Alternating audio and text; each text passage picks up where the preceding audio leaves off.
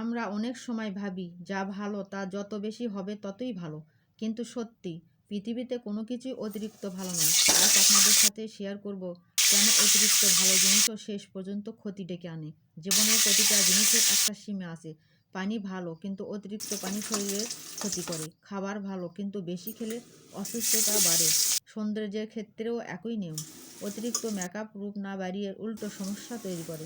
ঠিক তেমনি মানুষের আচরণেও অতিরিক্ততা ভালো নয়।